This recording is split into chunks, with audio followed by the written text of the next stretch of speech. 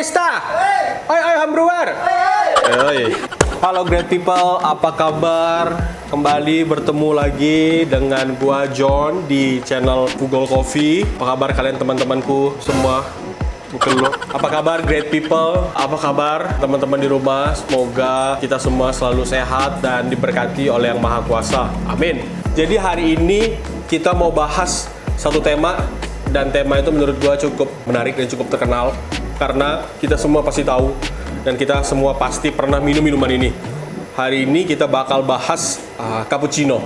Apa itu cappuccino? Nah, hari ini kita bakal bahas cappuccino secara total, menyeluruh, terkupas, terkendali, dan terstruktur. Kita bakal bahas dari sejarah cappuccino itu apa, dan kita bakal bahas pembuatannya cappuccino itu seperti apa, definisinya seperti apa. Dan tentunya cappuccino ini minuman yang sangat terkenal, dan hampir setiap coffee shop ya pasti punya menu cappuccino. Jadi kita memulai dari sejarahnya. Jadi sebenarnya banyak hal rancu dan mitos-mitos tentang nama cappuccino itu sendiri. Dan kita akan coba bahas dari nama cappuccino itu sendiri. Jadi seperti yang banyak orang tahu, nama cappuccino ini berasal dari Capuchin monks, biarawan Capuchin. Biarawan Capuchin ini dibentuk tahun 1525 oleh seorang biarawan yang namanya Matteo de Basio.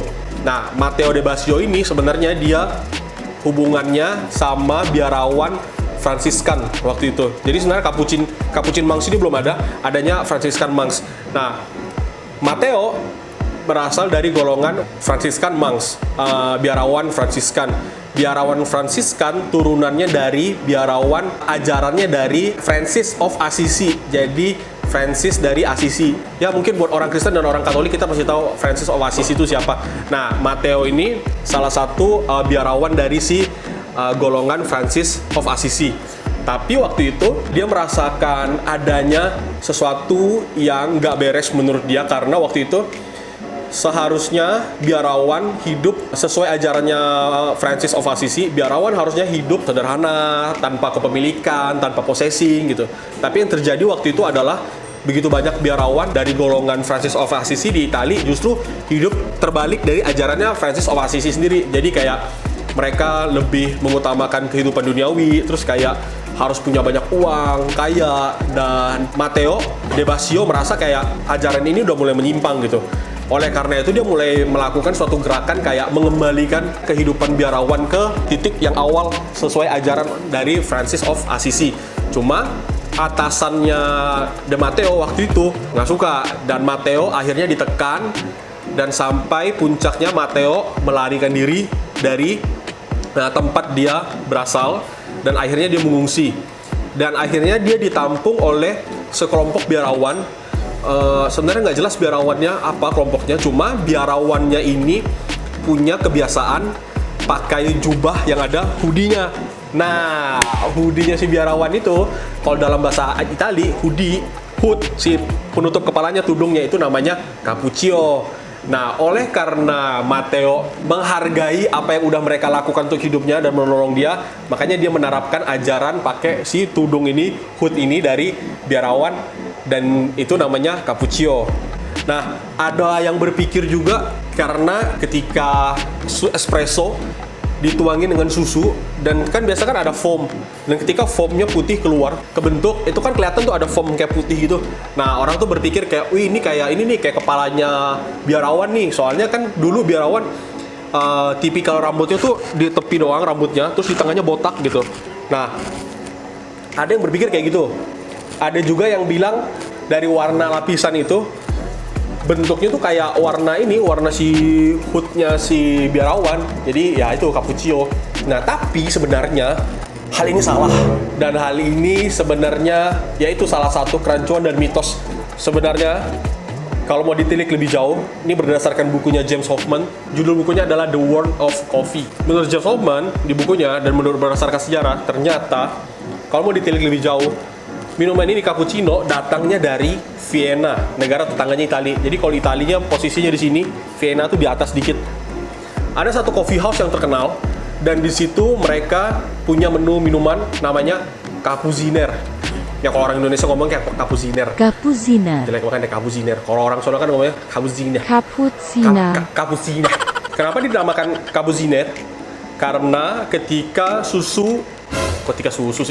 kopi dicampur dengan susu, dicampur dengan krim, warnanya tuh akan sama dan mirip dengan jubah dari Capuchin Monks. Jadi emang ada hubungannya. Nah, jadi yang akan menandakan strong atau enggak si kopinya, kalau misal dia warnanya lebih gelap, berarti kan susunya lebih sedikit, berarti kopinya lebih strong.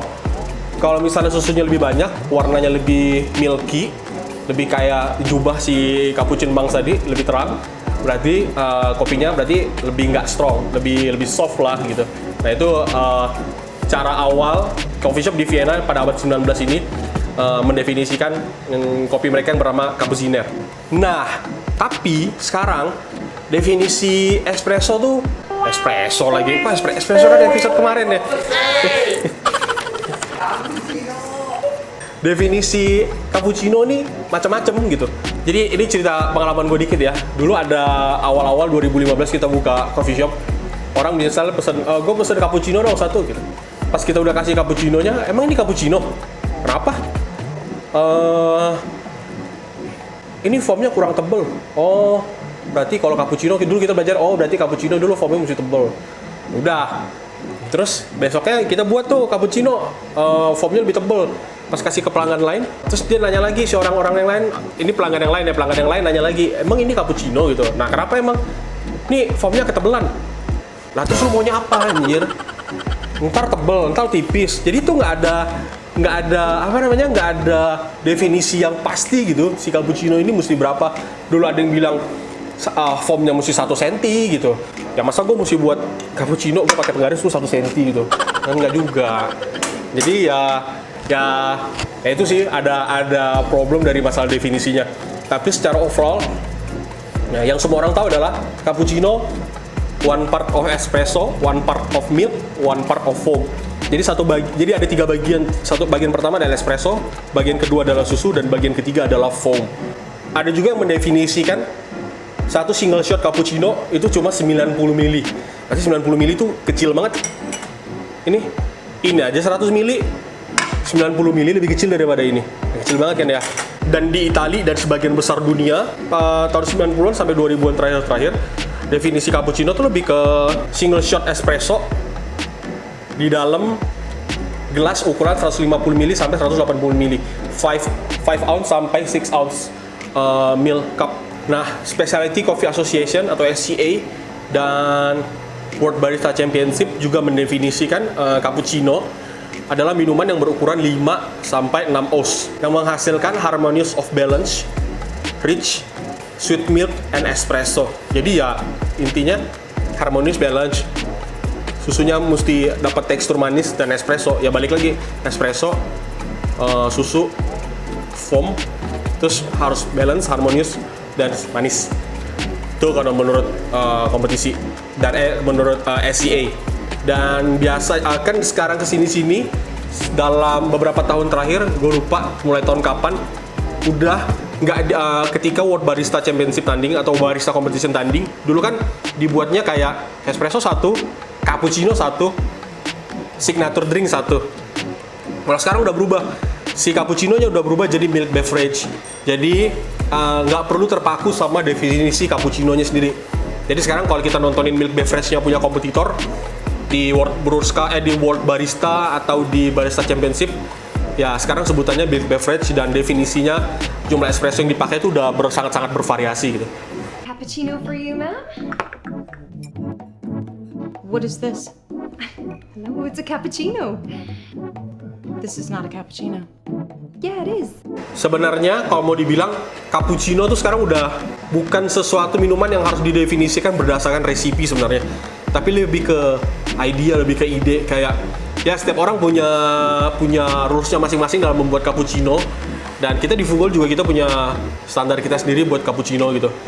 Jadi kalau misalnya cappuccino nggak harus selalu single shot, ada orang yang mau lebih strong jadinya double shot. Terus ya banyak turunan cappuccino yang namanya kayak magic, latte, dan banyak hal lainnya, dan itu kita akan bahas di pembahasan selanjutnya. Daripada kita ribet-ribet berantem kayak orang-orang politik dan anggota DPR yang ada di atas sana, mending kita ngebuat cappuccino berdasarkan, ini kalau dari preferensi kita, membuat cappuccino berdasarkan preferensi kita gitu, tapi nggak melenceng jauh dari rumusan yang awal yang tadi udah gue sebutin di awal. Oke, terus sekarang kita akan membuat cappuccino. Jadi kita akan juga ngejelasin bagaimana cara membuat cappuccino. Biasanya rasio espresso yang digunakan berbeda-beda dan pakai gelasnya biasanya dari 150 sampai 200 ml. Kalau di Fugol, kita suka cappuccino-nya lebih strong. Kita nggak pakai double shot, tapi kita pakai double ristretto. Jadi kita pakai rasio 1:1.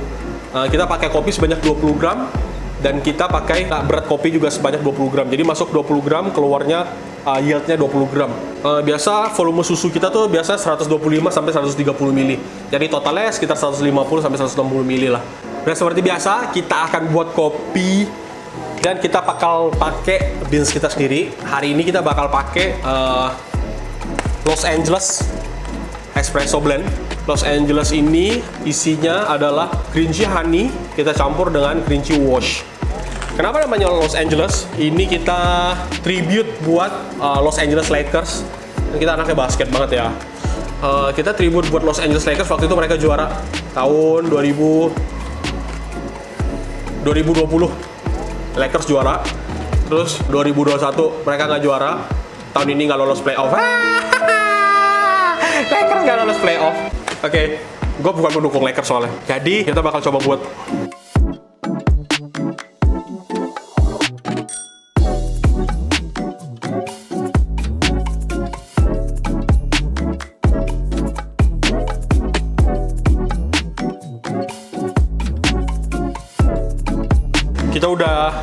Kita udah ada espressonya, terus kita sekarang mau steam kopinya. Iya, kita mau steam susunya. Kopi di steam, jadi apa kopi di steam? Oh iya, terus ketika kita steam susu juga, sebenarnya kan kalau ikut standar kan suhu yang baik adalah 55 sampai 65 derajat Celcius. Kenapa? Supaya kandungan protein yang terdapat di dalam susu nggak rusak dan tidak over foam, tidak terlalu foamy, nggak terlalu berbusa dia. Dan dulu ketika gue sempat kerja di luar negeri, gue sempat jadi TKI ya. Tapi bukan jadi kerja di rumah tangga, tapi gue jadi barista di negara tetangga. Ada pelanggan yang suka banget ini minta cappuccino-nya panas banget tuh benar-benar sampai mendidih gitu. Jadi kadang kalau please excuse me extra hot please, terus gue bakal tulis di bill-nya gue tulis extra hot.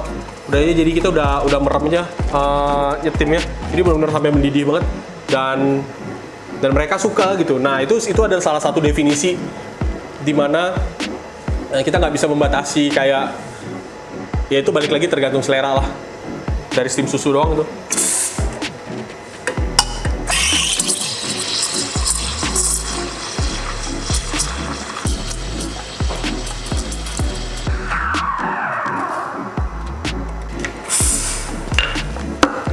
Sekarang tinggal dibuat latte art-nya.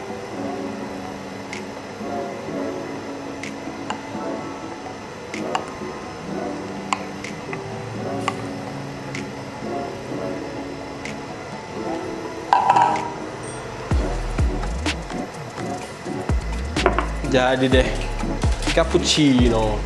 Oke, cappuccino sekarang udah jadi. Kita mau cobain rasanya. Kalau pakai LA Blend, nah dia rasanya manis, bodinya oke, teksturnya oke. Terus dia ada sedikit floral, karena emang si green tea honey-nya ada tekstur floral. Dan kalian udah tahu kan, kalau kopinya enak, bilangnya apa? Cepet. Enak aja pokoknya. Emang busa-busa gue situ. Udah lebih foamy ntar tadi.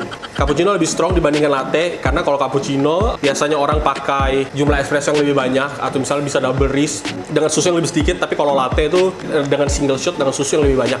Ya next video kita bakal bahas lah tentang latte. Gue nikmatin dulu kopinya. Ya enak banget sih. Jangan lupa kalian cek Tokopedia dan Shopee kita. Cek Los Angeles Blend, mumpung persediaan masih ada. Jadi sekian Great People pembahasan hari ini tentang cappuccino. Ya semoga dengan pembahasan kita hari ini bisa menambah wawasan dan buat kalian di rumah ngiler dengan LA Blend supaya kalian mau beli. Ya nggak? Oke, jangan lupa pencet like button, subscribe dan komen jika ada pertanyaan dan jika kalian pengen kita bahas apa. Dan terakhir kita target subscriber. Gila kita ini fakir subscriber banget ya, selalu update subscriber. Kita waktu itu terakhir minta pengen dapat subscriber apa 200 ya? 200 di video terakhir 200. Dan sampai video ini dibuat, subscriber kita udah 371. Thank you banget buat teman-teman dan supportnya. Ya, kita nggak mau muluk-muluk. Semoga kita bisa mencapai subscriber 400 dulu aja lah, 30 lagi gitu. Kalau misal gue langsung minta 10.000 kan, sampah banget ya. Ya udah, oke, thank you ya. Sampai ketemu di video selanjutnya. Bye-bye.